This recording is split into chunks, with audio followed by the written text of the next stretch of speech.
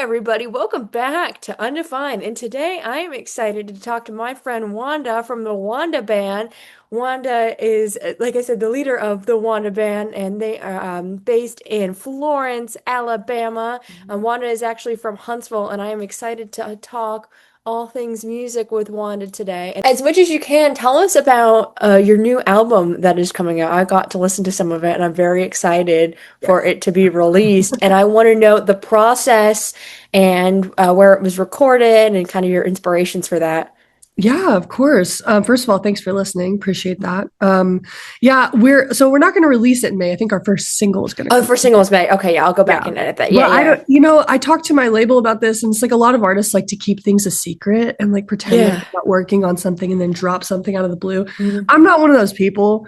I Yeah. I've always kind of kept my fan base in the loop as far Hmm. as like making a record, and they've Hmm. kind of been with me along the process every step of the way. So Hmm. it's no secret that I made an album last year with my longtime collaborators, Jay Burgess and Yes, I was gonna ask about that. yeah, and Andrew Sharp, who plays bass in the Wanda Band and also is a fantastic piano player and songwriter himself. But yeah, we recorded it last year over Valentine's Day weekend, Ooh. and we did 2 days in the studio.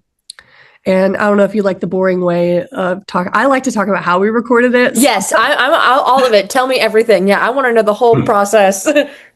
yeah, so we definitely go with that Muscle Shoals way of recording live in the studio. Uh, And so it was just me and Andrew at Sundrop Studio, and Jay was in the control room, and me on guitar, and then Andrew in the next room with his bass, and we can see each other through the window of the door. mhm, And we just recorded 11 songs that day, just one take, pretty much. I think we did like one or two takes for each song. mhm. And then the next day we went in and Andrew put keys on everything. I put drums on everything because our drummer, Nicholas, was playing with the Black Jacket Symphony. So he wasn't able to be Wow. there for the recording session.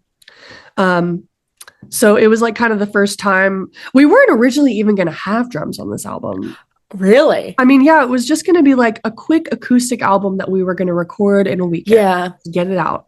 But then when I sat down and started listening through it the next day, we were like, oh man, I kind of hear drums on this, or I kind of hear this on that. And then we brought some friends of mine, Morgan Jones, to do some background vocals, Cassidy McCorkle, Savannah Smallwood.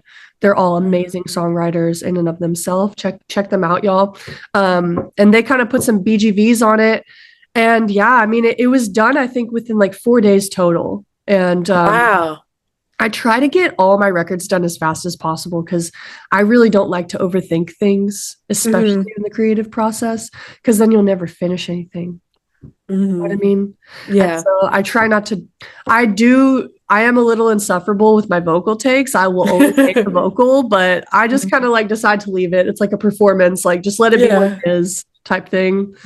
So yeah, it was a really fun process. And yeah, I'm excited to finally get the songs out. I mean, sometimes, you start an album and you have no idea when it'll come out. Yeah. So it takes a long time. This is my third one, so I'm finally used to that process. And And it's been 3 years since your last record, correct? yeah, and before that it was 3 years. Oh, yeah. So I think it takes us about 3 years to make a record, which Hmm. sounds about right, I'd say. Yeah, But because it's a cycle. Because you record it and then you take it on the road and then you have that time to tour and then I'm sure like recuperate from the tour and everything and mhm, get in the space to record the next one. definitely. Yeah, I mean, I think you have to live too. I can't Yeah. really write when I'm busy living. I got to live it first. And Yeah, I then I was go gonna through say, the periods of writing and stuff. Yeah. do you write when you're on the road, or do you kind of set off time once you're done with that to focus on songwriting? Because I know you're busy because you're also in school as well. So how do hmm you kind of carve time when you're not playing shows or studying to write? I mean, honestly, me and songwriting have always been like on again, off again lovers, really. I'll go through periods of I haven't written a song in months, and then I'll write a bunch of songs in a weekend or Hmm. come up with a bunch of ideas or, churn them out. But I don't know. I think that sometimes I feel like I do my best writing when I'm too busy, if that makes Mhm. sense. Like if I have a Yeah. lot of free time, I'm not writing as much. I'm chilling with Hmm. my family, hanging with my girlfriend, hanging with my Hmm. friends, not really playing as much and just trying to take time away from the craft. Hmm. Mhm.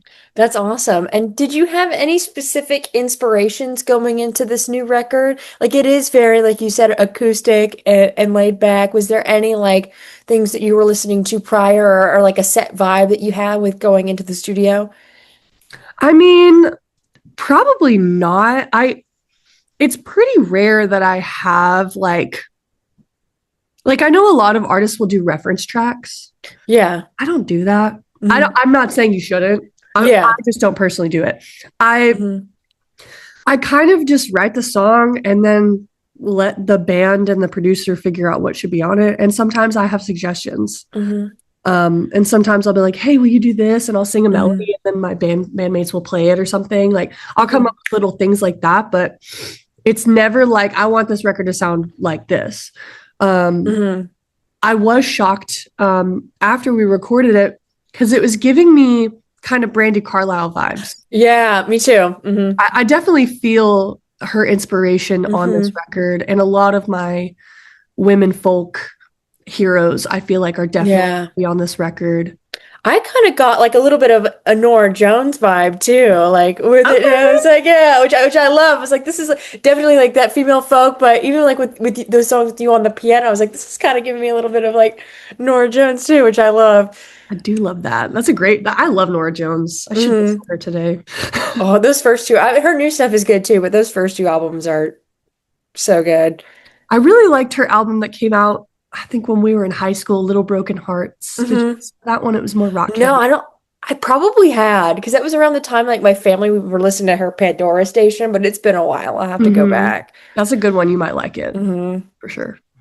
Oh, that's awesome. So I want to kind of go back to your musical beginning. So you're currently in the Shoals right now, but like I mentioned, you grew up in Huntsville, Hmm. and I read that your family was pretty musical. Your dad had you were always around music, and he played a bunch of various instruments, and your stepmom played the keys as well, I read, and you got into drums first. So I wanted to know, like, how did that, like, what music was playing around the house when you were younger, and like, how did you get that inspiration to play yourself, and how did you go from like drums to songwriting? Oh yeah, I mean that's a great question. I definitely feel like I have older parents. I feel like a lot of people in the South have kids in their 20s, but my parents were in their like late 30s, early 40s when I was born. So Hmm. I have boomer parents, and they were like, their first memory is buying, Magical Mystery Tour and vinyl, stuff like that. So they kind of raised me on the Beatles and a lot of classic rock 70s stuff like you know the Rolling Stones, Beatles, Joni Hmm. Mitchell, fucking oh, my parents love Steely Dan. Yeah. Always listening to Steely Dan. We were always listening to Mark Knopfler. My parents also really love the Bare Naked Ladies. We were listening Me, to oh, them. I'm a huge Bare Naked Ladies fan. So that those early Bare Naked Ladies, have you heard Yes. the live album, the Rock Spectacle? It was like Yes. from the that's my jam. Yes. It was on my iPod Nano from my stepmom's Yeah. iTunes library. Yes. Yeah. So yeah, lots of stuff like that, which seems really random, I guess. But Mhm. I also was like a little millennial baby who loved Hannah Montana and the Jonas Brothers and the Naked Brothers Band. So Yes. Yeah, we I was bonded. inspired by them Yeah. too. Iconic. When I first met Wanda at Druid City Brewing Company, I don't know how the conversation ended up on Nat Wolf and the Naked Brothers band, but we did. And I was like, okay, we need to be friends. And also, Yeah. like, off topic, I just watched the Hannah Montana anniversary before we recorded this because I was Don't up tell early. me. No, I won't talk about. I was crying. I had a good cry this morning before we Oh, I hopped on can't the wait to call. watch it. Yeah, like that. I think it's so cool. I think like being raised, and I was thinking about that. Oh, I don't know why my camera's doing all this zooming in. This Zoom update happened, and it just Whoa, keeps whoa, whoa, every whoa. time I move, and I'm kind of expressive, it just decides to move with me. But anyways, I think it's so cool, like for our generation to kind of have that example, and I think we're similar to that. I grew up with parents that love to play a bunch, like not play music, but we always listen to a bunch of kind of music. So I always had an interest through that. But then to have like all of the kid content that was aired to us, like be about kids in our age range playing music and performing, and to see that, like, I don't know, I feel like it was maybe more obtainable. Yeah. Like I'm not a musician, but to see that, it just made music kind of more accessible. And I was just thinking about that and how cool it was, and how all of those shows, I'm sure, inspired so many kids for songwriting. Oh, absolutely. I remember the when the Naked Brothers band, like the first documentary thing that they did, the Yes. movie, when it Yeah. aired, I went over to my next door neighbor's house and I was like, okay, I play drums. That means that you need to learn how to play guitar, and then we're gonna be a band. And just immediately I was like, I want to do this. And I had, like you had mentioned, I started out on the drums. My stepmom, she bought my dad an electric kit for his birthday, and Oh, he only wow. played with it for 5 seconds and was like, that's Hmm. cool, let's move on. And I Uh-huh. was very shy as a kid, barely Hmm. spoke really, which is strange considering how much I don't stop yapping now. But I was like lurking in the shadows, like looking around the corner, like watching him play, you know. And then when everyone was gone, I like snuck in and put on the headphones and started beating on the drums. Hmm. And my stepmom, Jill, she's amazing. The next week I was in lessons. Wow. Yeah, she was just like, "Hey, you seem good at this. Let's put you in lessons." And I was 10, and I started playing guitar when I was around 12, 13, started performing when I was 14, and I started out as a busker. Um, Yeah, I was gonna bring that up. on Hmm. the streets, yeah, which was really, I feel like, uh really valuable for me because I would do, I mean, it wasn't chill. It was like 3 days a week, 4 hours at a time. That's like 12 hours a week of busking as a Wow. So, teenager. yeah, where in Huntsville would you do that? Was there like a certain like spot locally? There was Bridge Street Town Center, Hmm. the shopping outdoor shopping mall. Uh-huh. My sister was like the customer service.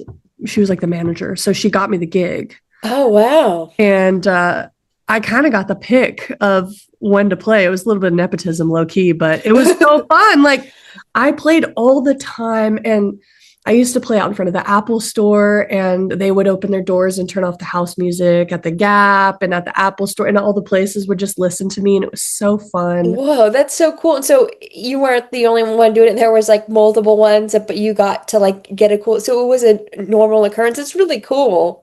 Yeah, it was like a they kind of treated it like a job almost, like, you know, you sign up for these slots, and there were all these Hmm. different places where you could plug in and play because it's a like quite a long mall. And so they had people on the ends, and then they had two people in the middle, and I think there were like four stages total. And so, you know, you play the Apple store from 12 to 4 on Saturday, and then you play out in front of PF Chang's from noon to 4, you know what I'm saying, like Yeah. the next day. So there were other musicians playing as well. And so we'd kind of get to know each other and like help each other set up, or like, you know, talk to each other, switching out between sets. And it was a really special time. And then I also got to busk in Huntsville because they opened their Purple Cup district when I was about Hmm. 17. So I started busking on the downtown Huntsville streets. And from there, that's when I started getting more opportunities to play other places because, you know, there's a lot of foot traffic. You never know who's going to pass by. Someone would be like, "Hey, I have a coffee shop in Hampton Cove. I would love for you to come play." Or, Hmm. "Hey, I have a niece and she's getting married and I want you to sing at her wedding." Or, you know, Oh. stuff like that would just come up organically through that type of playing. That is awesome. And do you think that kind of prepared you for doing what you're doing now, and doing the touring lifestyle? Or well, I know it's like you can't compare like busking to being on the road, but already, I mean, at a young age, you already learned that discipline and the schedules and like kind of the networking. I think you caught on very early, maybe earlier than most people that have been going around and doing that stuff. So I think that's really cool. Definitely.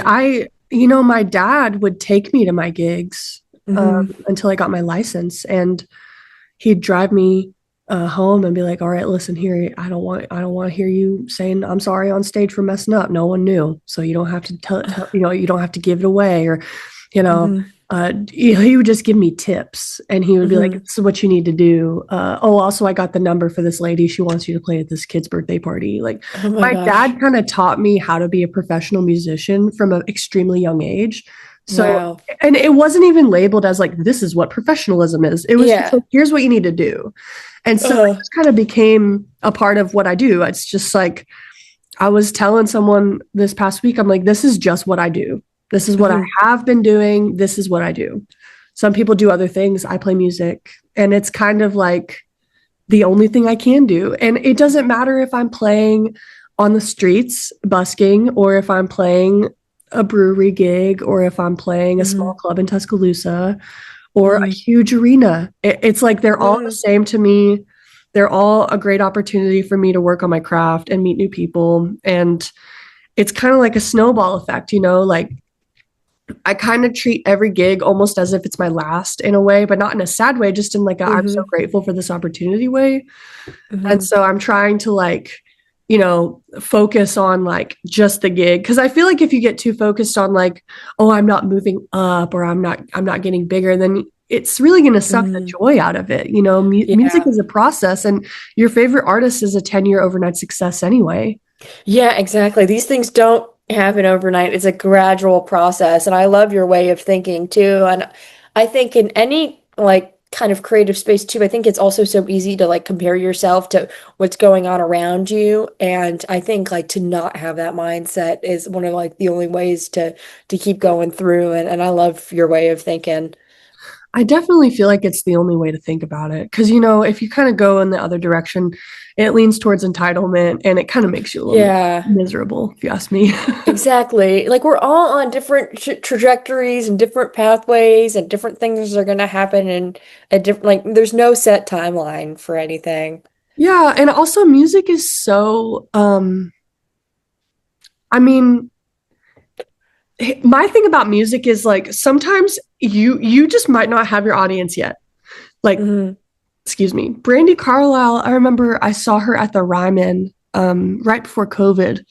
And she Hmm. gave this long speech about how she started out and the twins weren't taking any money and they were driving this like old beat up van and they barely made it to their first Ryman set. And Hmm. like she just like really was so happy that she got to even play the Ryman. And now she's Hmm. like selling 5 nights out in a row and like headlining Yeah. the Ryman. She's just like, I don't know who this speech is for, but just keep going. Like you never know where you're going to end up in 10, 15 years.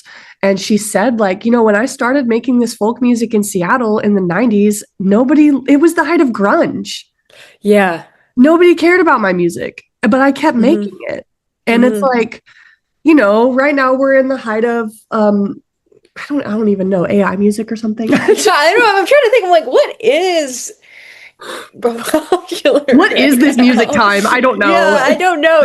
I think like because streaming too, it's like everybody, I can't even think of like what has happened even this year that has been like a big thing. Like I know, I guess like 2 years ago could have said like I don't know, like people like Chapel Roan were on the Yeah. rise, and then like I don't like you have certain people that blow up into popularity, or like I'm thinking like other random people that have blown up, crossed over to mainstream, like a Noah Khan or like. But then you have like a lot of like the mainstream, like I feel like mainstream country is a big money maker. Oh, it's huge. And I didn't even realize it just because I'm from the South. But like we were in New Yeah. Jersey on tour this past summer and I went into a bar uh and they were like bumping some country music, like Florida Georgia Line stuff. And I was like, Yeah. is this I literally asked the bartender, I was like, is this ironic? And she was like, what do you mean? And I was like, you guys are like bumping country music in New Jersey. And she's like, Yeah. yeah, we love country music. And she was like, I've been to Nashville 3 times. And I was like, good for you. That's awesome. That's crazy to me that you guys care that much about country music.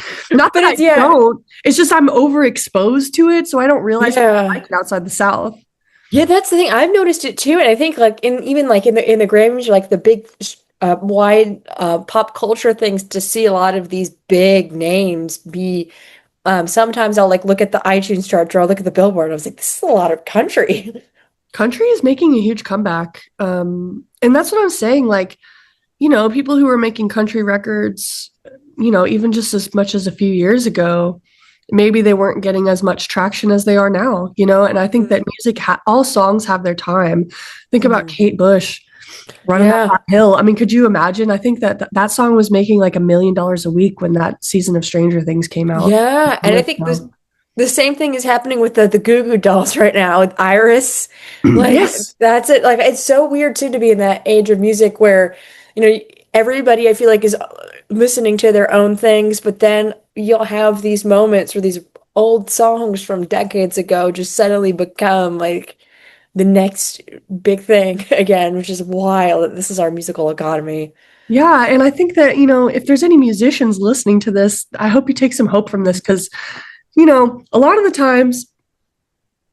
times you put out a record and it feels like nothing happens. And that's like Hmm. kind of the common theme of like what most people I know who release music feel like. Hmm. I used to work at All the Best, which is a coffee shop that used to be in Florence. Yes, that name sounds familiar. It's owned by my record label, Single Lock. Oh, And nice. so I was working and I had John Paul White at the bar and Andy Baxter from Penny and Sparrow. And Hmm. Penny and Sparrow just put out Ollie Ollie. Hmm. And they were talking about it. And we were all just chit chatting about how, like, yeah, sometimes you just put out an album and that's it. And I guess that's it. On to the next one.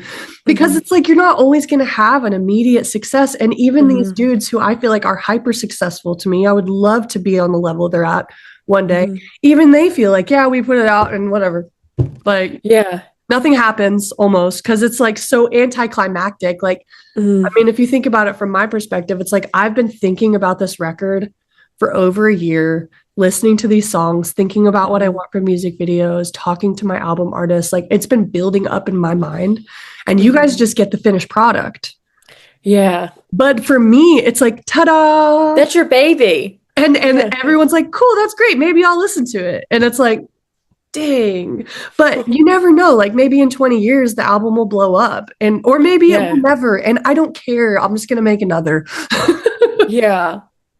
Well, I think what it's cool about what you do, and I think like also this community that you're a part of in like the Florence and like the Alabama music scene, I feel to be able to have an experience where you can do something like the songwriters in the round tour that you do. You've been doing it for the last couple of years with Jay and Caleb and Doc. Even Mhm. to have that sort of thing where you know that every year you're going to go to these places and you're going to get to see those old friends and like be supportive. I'm sure that's like powerful within itself as well. Oh, it's very powerful. The gift of getting to travel is such an amazing thing because like I do love my North Alabama family. Hmm. Sometimes I do feel like my friends be coming out to my shows just to be like, Hmm. all right, we're here. We love you. See you later. Like, you never know until you go out on the road if you're Hmm. any good. Because Hmm. it's like, okay, yeah, all of you guys are my friends. Of Hmm. course you're gonna love it. Of course you're gonna Hmm. come out to the show. But like when you're going out and you're playing in front of strangers and strangers come up to you and they're like, that song really resonated with me. Or what was that Hmm. song you did? Where can I find it on Spotify? I loved it. Hmm. Sometimes people cry at the merch table because I'm singing about my life and I'm not Hmm. really sugarcoating it. If you listen to my Hmm. lyrics, they are like pretty personal. So the people who really attach to that, Hmm. they kind of keep me going, and then I get to look forward to seeing them again at my next shows. Like Hmm. I know all the people in Tuscaloosa that I'm excited to see when I come back Hmm. and play in August, and I'm like Oh my thinking gosh. about them and just Hmm. like there's like a kid named Will and he's like literally he was 5 years old. I guess it's been years now. He's older than that. But like he and his family love to come out to my shows and I think about Will like when I'm making my records. I'm like, oh, I wonder what Yeah. Will will think. Like, you know what I'm saying? Like it's so That's so cool to have sweet. it's true. I have a connection to all of these Yeah. people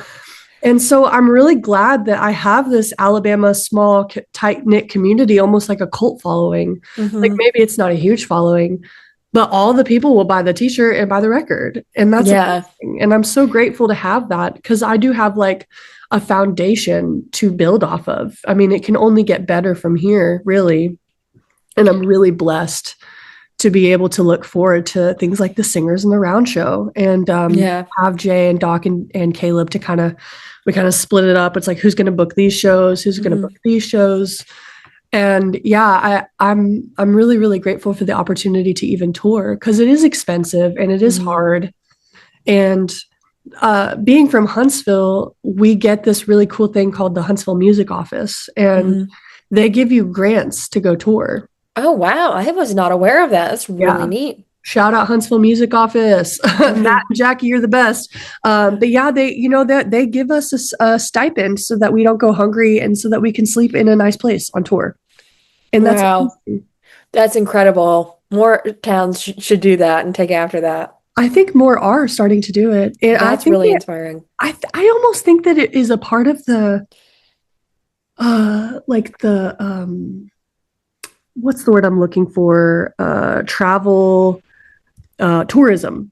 Oh, It's yeah. part of tourism because then Hmm. you're like sending people from this area out and kind of spreading the word about this area. It's like, hey, Yeah. we're from North Alabama, and people are like, maybe I'll come visit North Alabama. So it's kind of Yeah. like in that realm. Wow. That is Mhm. very smart. That's very strategic. Very much. I think so too. And I'm That's happy to be a awesome. part of the program for Yeah, sure. that's really cool. Yeah. So we talked a bit about Huntsville and North Alabama. I wanted to kind of bring up to how did you come to the Shoals? So you're currently a student at UNA, and you Mhm. actually, I saw you took a class, or I'm sure maybe it's been a couple since this point, with John Paul White, and you've gotten to experience that. You play a lot of shows locally, and I'm sure we'll talk about you've played at ShoalsFest a couple years ago, and we actually met at ShoalsFest last year where you were working, which is really awesome. So I want to hear about your Shoal story and how you made the move, like what decided that and what that's been like for you and how that's Yeah, impacted your music. absolutely. I had this friend, he's passed away now. His name was I'm Stone so sorry. Anderson. Oh, it's okay. He was amazing. If anyone watching this knows Stone, then you know he was an amazing person. And he was a very talented musician that I looked up to. And he kind of like, I was having like a crossroads moment with my music career where I was like not really sure what I wanted to do. And, I go through like periods of like, maybe I should quit whenever I get a little Hmm. grumpy. Yeah. And I met up to get coffee with him. This was back in 2021. And I was just like, what do I do? Because I really looked up to him. And he Hmm. was like, you need to get out of this town.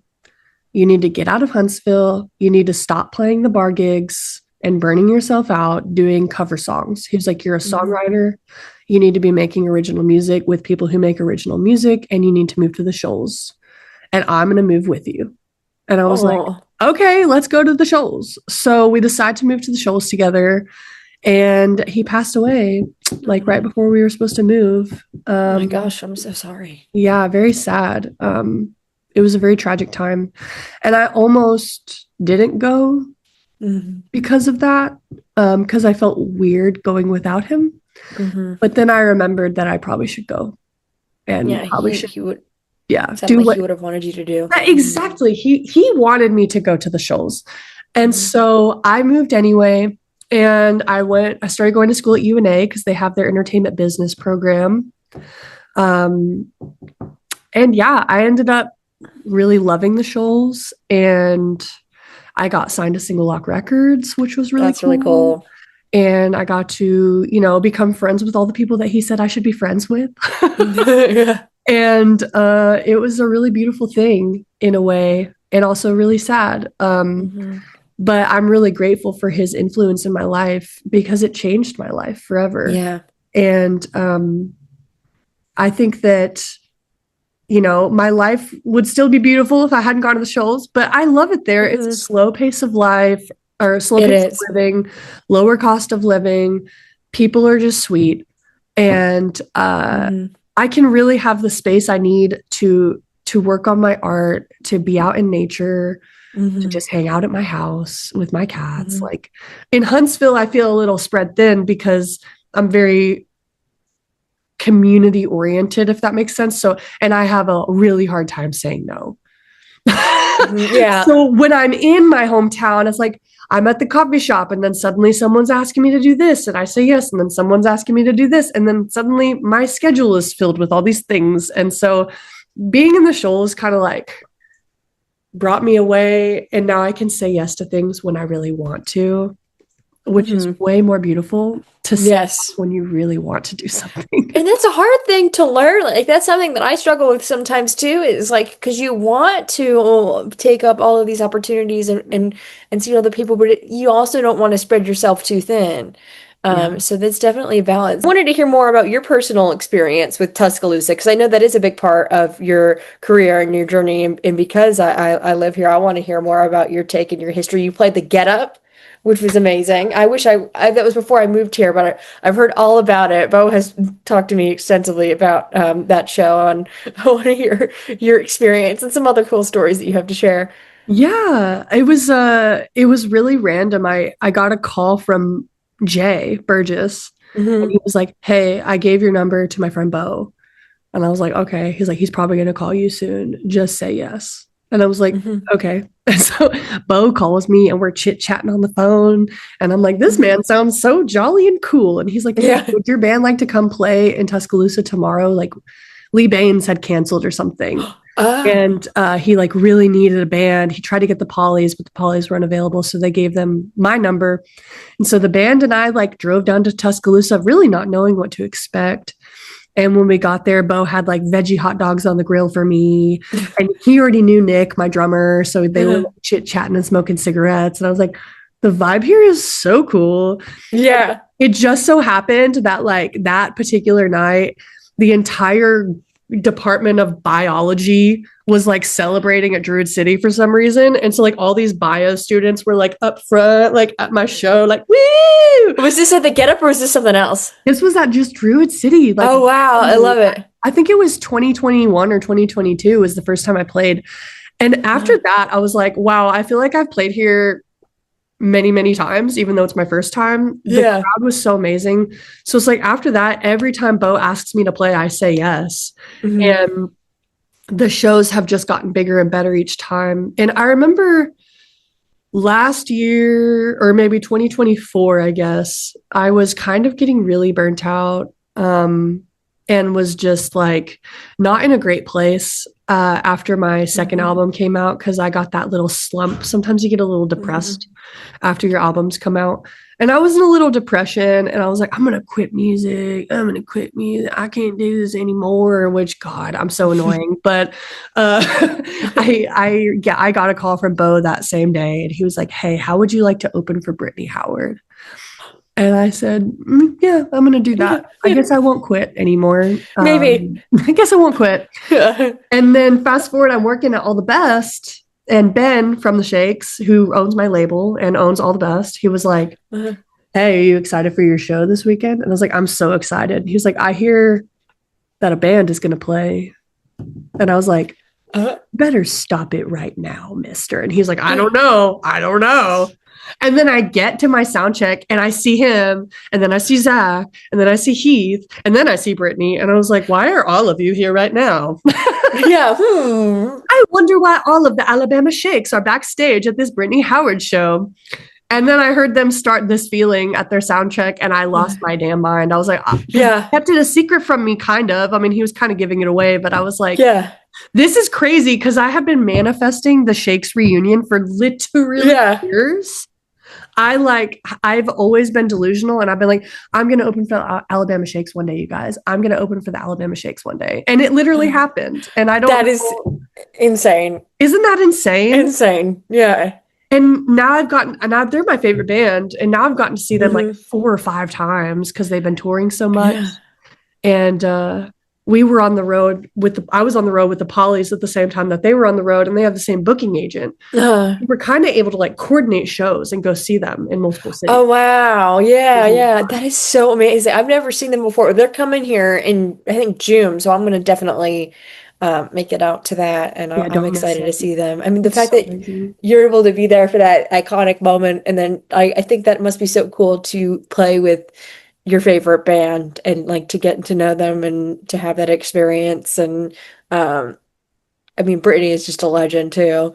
She's such a legend and literally the sweetest woman ever.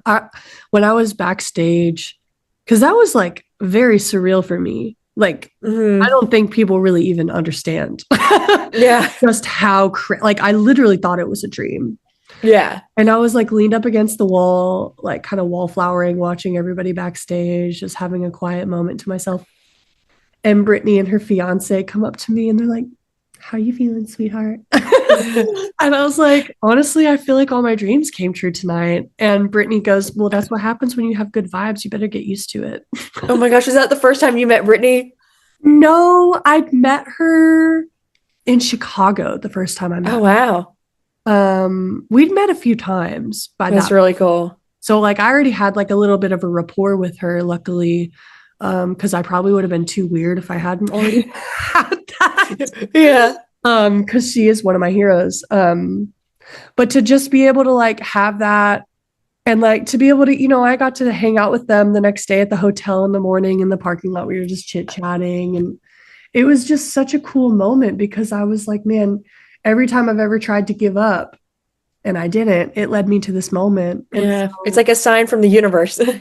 to not give up, yeah. Hmm. And, I do feel like it is ridiculous every time I try to quit, but it's just like that's because I burn myself out too much. I just need to learn how to like I got to the point where I'm like I'm grateful for every single opportunity by being a little turd about things and being like Hmm. I'm going to quit. I can't do this. Well, I think if you really love something and you're really in, I don't know if entangled with it is the right word, you're gonna have that moment. Like I'm not a musician, but I have like times like even with like being in school or like being able to balance that and what I'm doing here, like sometimes I've had moments where like is it like logistically does it make enough sense for me to like run a blog and a podcast while I'm currently getting my PhD? Like this is so hard. Like is it would but then I was like, well, that would be cutting off, my I've been working on this for several years since I was an undergrad, and I think it would be like a silly thing to quit. And I think,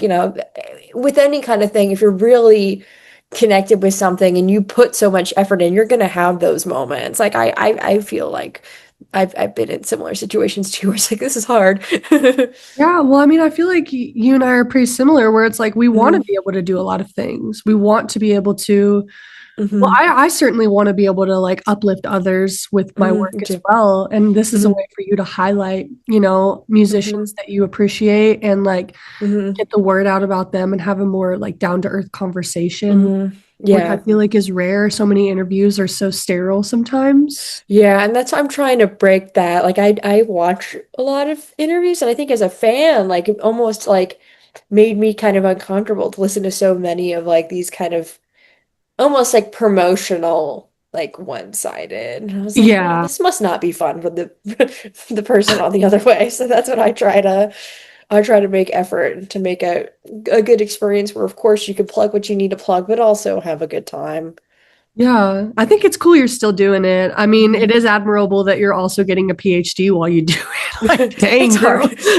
I don't know what I got myself into there, but What's your PhD in? it's in communication. So, media effects is my concentration. I'm actually doing a lot of writing about music and fandom and how it affects people and things like that. So I get to write papers about my interests, and I get to combine like my journalism experience and stuff into it too. But it's a lot of reading, a lot of writing, a lot of brain power.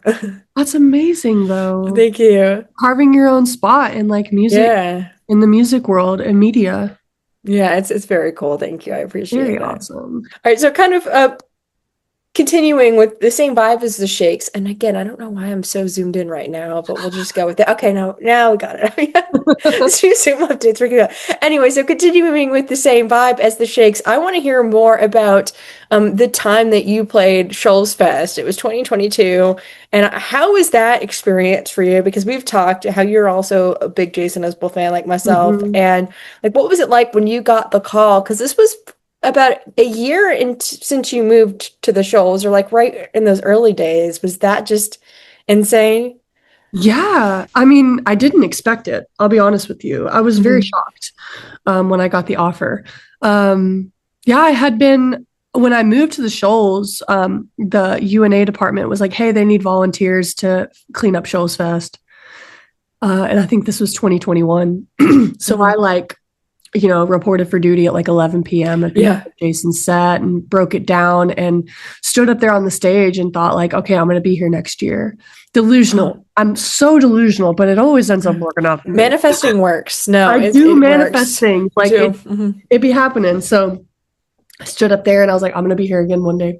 And I was right. I got the email the next year from Tracy, his manager. She was like, how would you like Hmm. to play Shoals Fest? We'll have you open on Saturday with your band. And obviously I was like, yeah, let's do Yeah. it. So my bandmates and I got to make our Shoals Fest debut. It was insane. I've never played a stage that big. Yeah, that's pretty I, cool. yes, oh my God. Like I could feel, this is gonna sound weird, but like the speakers were so big and so everywhere that like Hmm. when my bassist Andrew like barely touched his strings on his bass, I could feel it Hmm. coming through this, like I could feel it under my skin. It was Hmm. insane. And Nick comes in with that kick drum and I hear it in my chest and I was like, whoa, this is a big stage. Let's go. It's like it immediately was like, I'm supposed to be here. This is what music Yeah. is supposed to sound like. Let's Yeah. go, guys. Like I Uh, truly, because I fumble whenever I get really nervous. Like I'm not gonna mhm. lie, I've had a lot of flop performances over the years because I wasn't ready for the crowds. Mhm. And because I knew that, I was like, I'm going to be so ready for this crowd. I meditated every day for months on that show. Wow. And because I had already been on that stage, I was like, okay, let's put ourselves on that stage again. Let's feel the stage under our feet. Let's look out at the river. Let's feel the breeze. Let's feel this. Like I was trying to like put myself in that position so Mhm. that when I got up there, I'd be able to just give it my all. Mhm. And damn, that worked. Like, if you ever get stage fright, y'all, just do what I do. Like, Mhm. I was not scared at all when I got up there. And I remember there's a picture of me. I'll have to send it to you later. You want to see it? There's a picture of me backstage talking to John Paul White, and I'm jumping up and down, and my hair is like really long and like up in the air. And John Paul's just looking at me because I'm hopping because I'm so excited trying to get my energy out. Yeah. And I was like, aren't you excited to play? And he goes, not as excited as you. And it's just like, that's just my energy. I'm just like such a Yeah. little kid. Yeah, I feel that. Oh, but it was so amazing. And then getting to like work Shoals Fest was really cool. Yeah. Tracy had contacted me and she was like, I don't really know what I want you to do, but I just want you to be Wanda at Shoals Fest. Can you do that? And I was like, girl, yeah, I can do that. Yeah. So I just like was running the VIP booth and just making sure people were comfortable, dancing That's with how we met because I was people. in the VIP. Yeah. Yeah, she just kind of hired me to like bring good vibes. Well, I hope you can come back and bring the good vibes again because that I was a want good time. to I want to be more involved with the festival. I'm a songwriter, I'm a singer, I'm a guitar player, but I also love to do everything. Like Mm-hmm. I love to be the merch girl. I love to be the hype girl. I love to help you advertise. I'll Hmm. help you make videos. I want to do everything in this industry. Hmm. I don't want to just be the talent. You know what I Yeah. mean? Like I want to go tear down the stage after Shoals Yeah. Fest. I want to, have the hard conversation with the guest who's being a little belligerent and be like, hey, maybe we shouldn't be that way. Like Yeah. the hospitality manager, I want to like go hang posters. I want to do Hmm. it all in this industry because I want to know what it's like for everybody's Hmm. jobs. I want to have done them. You know what I mean? Wow, that's awesome. I love that. And um, part of kind of the last couple questions, I want to hear a little bit more about what you've been doing at UNA because it's been music business, entertainment business. What exactly is it again? Entertainment business. Yeah. Entertainment business. And so you've been able to, I'm sure, over the past couple years, learn all about that. And how has that experience been like with you and being able to get to know like John Paul White and the people in the shows and to experience that behind the scenes, like the other side of the industry, like what you were just talking about. You're not just the talent, you get to see how it works. So I'm also very fascinated about all of the behind the scenes of the business. Yeah, I think UNA has a really unique program because it is like in this small town Alabama place. Like, Hmm. it's not like in the heart of Nashville or like in a huge city. It's Hmm. that small town. So you can really like I mean, you can meet the people that are walking amongst you. Like it's a very Hmm. you're uniquely placed as a student. I feel like at UNA Hmm. because if you're really interested in becoming a manager, well, Tracy Thomas lives here. Yeah. You know what I mean? And you can intern with her. If you're Yeah. really interested in starting a label, well, Single Lock is located here. If you're really interested in being a songwriter, well, you can take John Paul White's songwriting classes. Hmm. And like, I think that that's what kind of drew me to UNA because it is that smaller feel. It's not as competitive. It's more down to earth, I feel like. Hmm. And everybody who works in that department has industry experience on some level. Like Jana Malone, who's the chair of the department, she worked at Fame for like 20 years Wow. Yeah. in the 90s. And, That's really cool. John Paul White, obviously, he's been around the Hmm. world with his groups and his different acts that he does. And he's also like been like on a publishing he's had a publishing deal and he has like songs that are on TV shows because he's just done the songwriting thing. And Hmm. Alex Whitcheck, he is another professor there or teacher there, and he was a sound engineer. He's a bass player. He was a tour manager.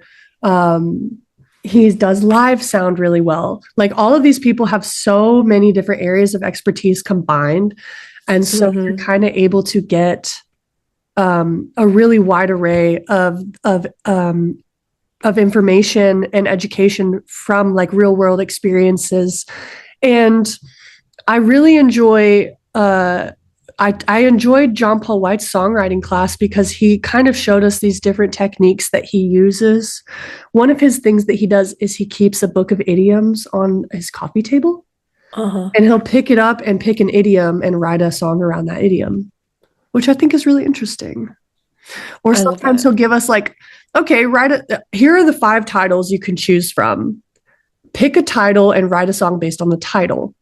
Hmm. And so that's how one of the songs on my album is called Good Thing. And that was from one of the John Hmm. Paul White prompts. He like wanted us to write a song called Good Thing. And so I wrote a song called Good Thing. Wow. And just stuff like that. I mean, it's been a really, really fun uh, program to go through. And because I am from North Alabama and I have connections in the Shoals and I have connections in Huntsville, and I'm able to kind of like work with the department and bring people together where it's like, okay, well, we have like all these kids who are in the cinema department at UNA. We need Yeah. music videos for this artist. Like maybe we can get the cinema students to work on a music video for this artist. And I can Hmm. kind of like become the liaison because I'm definitely like always trying to be like, you come over here, you come over here, work together, have fun. Bye. I'm going to leave Yeah. now. I'm very much like I want all my people to know each other and I want everyone to work together. Uh-huh. And because it's such a small place, you can just like be a mover and a Hmm. shaker in these smaller spaces and make things happen, which is really cool. That's so awesome. I Mhm. love that. And so part of I remember when we were talking in Tuscaloosa, or you said this on stage, part of your internship for last year for your UNA program is you got, and you mentioned this briefly, you got a tour with the Pollies. Yeah. What was that experience like, and how big of a tour was that? Because it was pretty long, I remember. Yeah. Well, okay, first I had been on like 4 or 5 tours with them already in Oh yeah, 2024. because Jay is a So longtime collaborator of yours. yes, longtime friend, love the Pollies. Hmm. And they needed a merch girl, and I was like, "Let me come with you, coach." And they were like, "Yeah, sure, Yeah. why not?" I didn't think they'd say yes, um, Hmm. and they did. And so I got to go on multiple tours with them, and every chance they can have, they'll have me open, which is amazing. I love that. Oh. Um, and yeah, I was able to kind of finagle my schooling to make my internship the month-long tour that we went on in Hmm. August of last year. So we did 2 weeks in June up to Toronto and back down, like through the Midwest and stuff. And then we did a whole month out west with Lamont Landers. That's really cool. That was so fun. It was so long. I've never been away from home that I long. was gonna say, have you been out west that far before? Never been out west. Everything That's was new really to neat. me. I was driving a 9-passenger Sprinter van through San Wow. Francisco. I'm gonna flex on myself. I parallel parked a 9-passenger van in San Francisco. Thank you so much. That is a flex. I mean, and you drive the Wanda van too. That's it. We didn't even get into that. So I think like you're also a pro van driver. That could be in your resume. Yeah, I do have the Wanda Van. Guys, look it up on Instagram at the Wanda Van. It's an Oscar Mayer Wienermobile of sorts. Yes, it's It's incredible. not quite the same size as their van. Their van is huge. Their van is a massive Mercedes Sprinter van. I mean, you Hmm. got to realize there's 6 people in the band. So we've got me, Hmm. 6 people, and all of our equipment, and it all fits in the van. It's huge. Hmm. Um, Driving through the Rockies was crazy. I was so scared. Well, I was like, driving through the Midwest in the winter in 2024 was crazy. I feel like that's I've wild. I've traversed every type of terrain I can in that van with those boys. That But is so yeah, funny. I was really lucky to get it to be my college credit because I wanted to go either way. Uh, And so I kind of was able to kill 2 birds with one stone. And so Single Lock and UNA collaborate a lot with like sending them interns and like getting students credit for working on certain things. And so that was a pretty easy process to get approved. And going all the way out west and back was surreal. And in it, the reason that I wanted to go out on tour with them as a merch girl was because I wanted to know if I like touring before I like hmm. bust my ass trying to book tours, which Hmm. by the way, it's so hard. Yeah, I I can't imagine. Yeah, I have a I'm gonna be honest, I have a hard time booking because I'm not Yeah. internet famous. You Yeah. know what I'm saying? So people are like, yeah, I don't care. Yeah, it's We're mentally definitely, like yeah, it's go on. mentally taxing. Like I just from only my experience of I don't have experience booking, but even like doing this kind of thing and being able to like reach out to publicists and stuff, like it's a vulnerable thing to put yourself out there, especially if you don't have a giant presence. And I'm sure it's just I was just talking to some friends, I can't imagine what it must be like to be a booker and to be in charge of putting all of the logistics. It's so hard. It's so hard. It's probably my least favorite part of my job is having to book. Yeah. Um, Luckily, word of mouth works very well for me. I feel like most Hmm. of the opportunities I get are through word of mouth, to be honest. So I'm really grateful for that. And honestly, being like having gone on the road with the Polys, I for sure was getting cards at every venue that Hmm. I liked, talking to the house manager. You know what I'm saying? Hmm. Like kind of Yeah. networking in that sense, Hmm. which was really cool because I can kind of like scope out places where potentially I'd like to play in the future. But to be honest, right now, touring is not really my main priority because Hmm. the economy is so bad. Yeah. I mean, gas is so high. Like, Oh, yeah. tour is really hard, and uh, Hmm. it's hard to get your foot in the door. People don't want to take a chance on you if you can't draw an immediate crowd.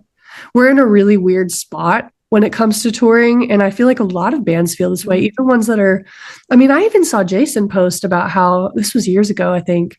He posted about how like he thinks it's ridiculous that venues are taking a huge or a bigger percentage of their merch sales. He's like, Yeah. y'all, this is how I pay my crew. Yeah. I need my crew It's to make money. insane, yeah.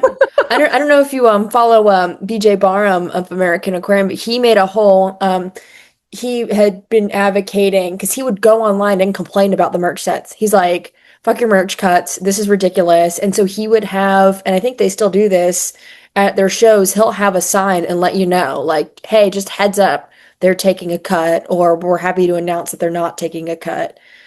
And I think like that's ridiculous that artists even have to deal with things like that. I mean, it's crazy. You have to mark your stuff up because you Hmm. still need to be able to make your profit margins. Yeah.